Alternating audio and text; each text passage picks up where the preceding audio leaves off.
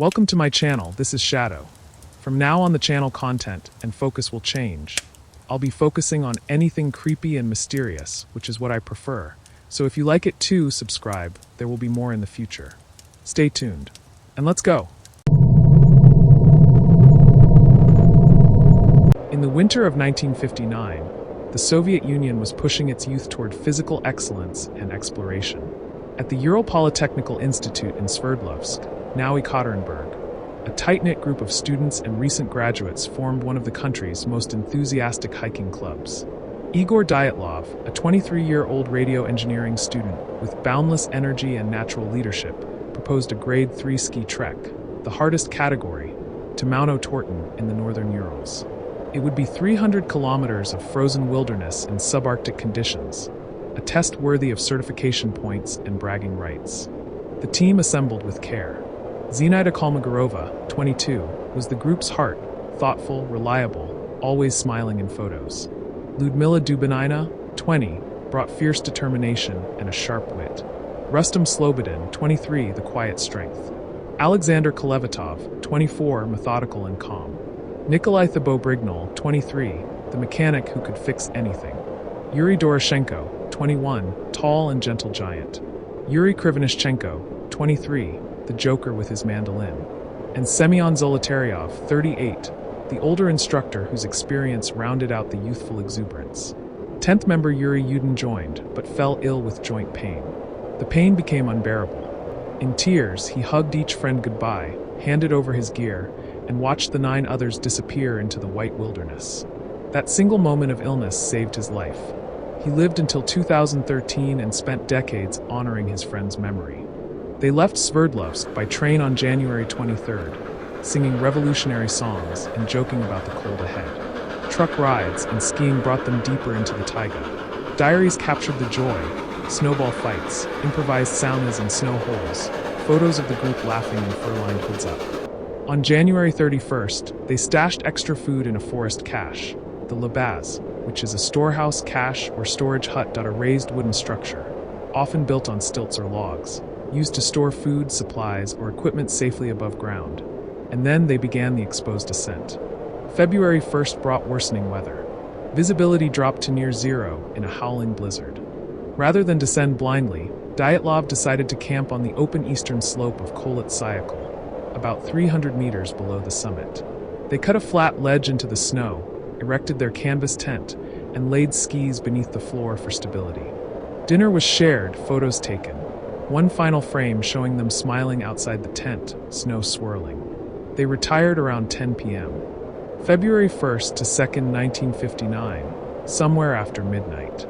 Something happens inside the tent. No one will ever know what they heard, saw, or felt. A low rumble? A glow in the sky? A shape moving outside? Panic detonates like a grenade. They grab knives and slash multiple exits from inside.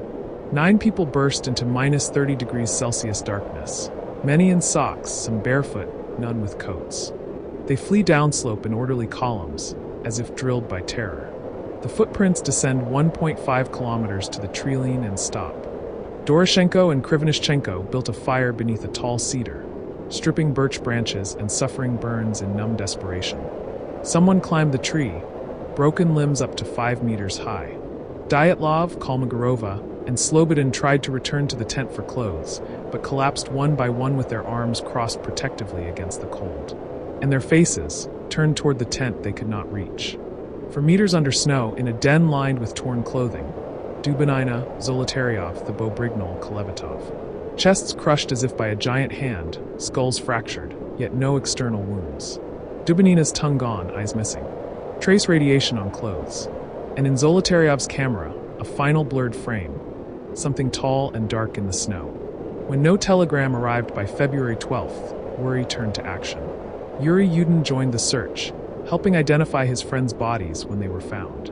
First the tent, slashed open, possessions untouched. Then footprints leading away like ghosts.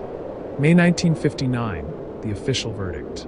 Prosecutor Lev Ivanov closes the case with 3 words that chill the soul. Unknown compelling force. Files vanish. Witnesses are silenced. The area is sealed for years. The rumors begin. The darkness spreads. Orange spheres seen by multiple groups 50 to 100 kilometers away. Secret are 7 missile tests. Radiation, KYSHDYM disaster fallout. Or something worse. Infrasound from katabatic winds driving the group insane. Yeti tracks reported nearby in 1959. Escaped Gulag prisoners who killed and staged the scene. UFO abduction, the bodies return wrong. A staged accident to cover Soviet weapons tests gone horribly wrong. Many rumors were woven from people's imaginations to explain the horrific incident. 1990 to 2010 declassification. Files emerge. Photos leak. The world discovers the horror. Books. Documentaries. Nightmares. 2019 to 2020. Russia reopens the case. After 60 years, prosecutors announce avalanche. Case closed again. 2021. Swiss scientists Gaume and Puzrin publish their paper. A small, delayed slab avalanche, triggered by the cut ledge and katabatic winds, struck while they slept. The slab crushed 4 against the sky-reinforced floor. The rest, injured and terrified of worse, fled into the storm. Hypothermia and disorientation did the rest. It fits almost everything. Almost. Because no avalanche debris was ever found. Because the footprints were too calm. Because the injuries were too precise. Because the mountain is still called Dead Mountain.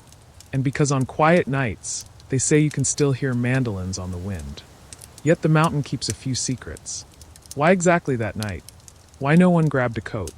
The Dyatlov Pass incident endures because it is the story of 10 bright lives that became 9 on a frozen slope, and how nature, in one cruel heartbeat, reminded humanity how fragile we truly are.